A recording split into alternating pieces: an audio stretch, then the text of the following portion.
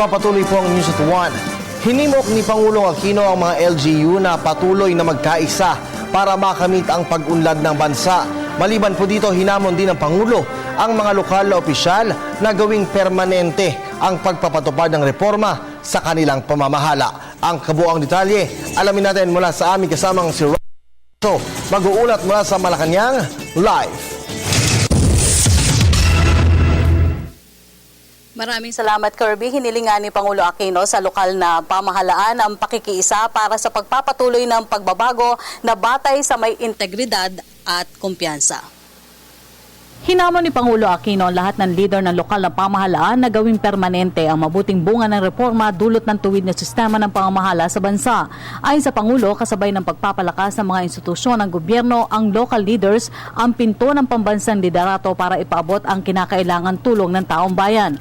Nagsalita ang Pangulo sa harap ng mahigit 1,000 mayor at iba pang pinunong lokal sa ginanap ng League of Municipalities the Philippines o LMP. Ang hamon sa atin ngayon, siguruhing maging permanente ang bunga ng ating mga pagsisikap. Kung naniniwala tayo naghahatid ng pakinabang ang landas na ating tinatahak ngayon, makatwiran lang na ipagpatuloy natin ito. Bilang mga pinuno, tinatawag tayo sa bawat sandali ng pamamahala. Tumututo tayo sa ating salita, piliin natin ang tama at unahin natin ang kapwa. Ipamana natin sa susunod na mga henerasyon ang isang bukas na di hamak na mas maganda kaysa sa ating pong dinatnan.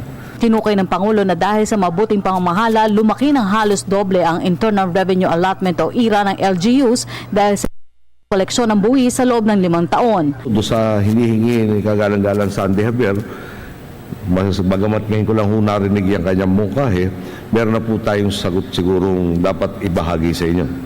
Okay. Pinaalala ho sa atin na pwede kayo magtaas ng local taxes pero wag na ho natin pag-usapan yan lalo na malapit na eleksyon, baka maraming magalit sa inyo. No?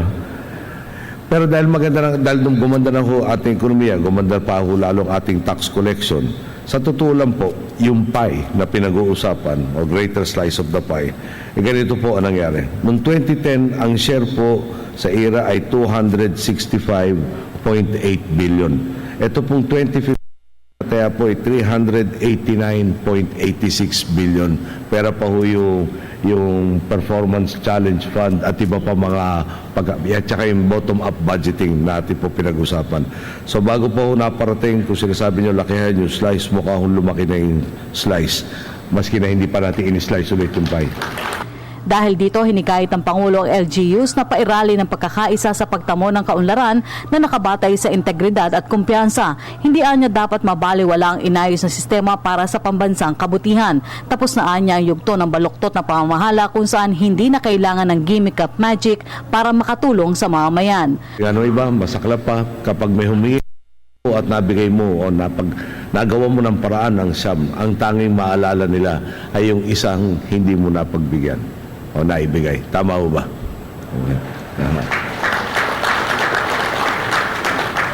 Di maiwasan po ang iba po sa atin sa kagustuhan mapondohan ng mga ganitong hiling na tutuksong gumawa ng gimmick o ng magic para masigurong tuwing may makakasalubong na mag-uumang ng palad ay mapapagbigyan ito.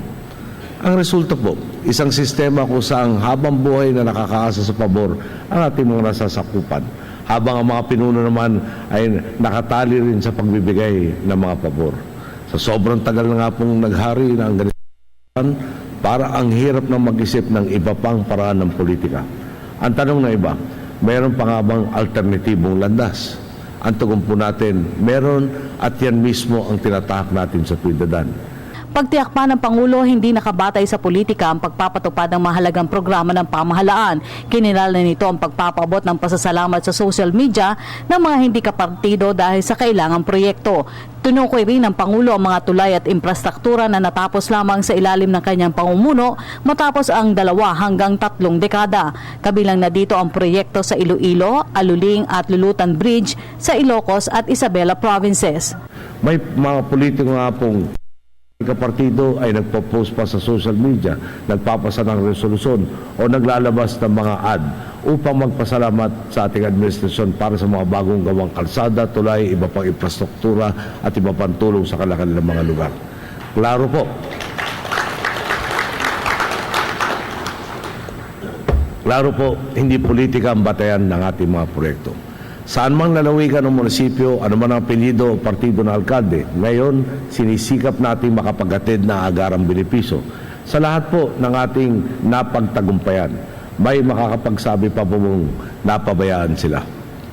Para sa atin, simple lang ang sukatan ng mahusay puno. Kasunod nito, tiniyak ng Pangulo ang tulong sa LGU sa kabila ng pagtugon sa mga pambansang problema, kabilang na ang usapin ng benepisyo sa mga unipermado. May tema na Empowerment of LGUs Towards All-Inclusive Growth. Ipinabot naman ng LMP sa panguna ng leader nito na si Mayor Leonardo Sandy Javier ang patuloy ang suporta sa isinusulong na programa ng Aquino Administration. At yan po ang ating pag-uulat mula dito sa Malacanang. Sa tulong ng RTVM, ako po si Rocky Ignacio para sa Telebisyon ng Bayan.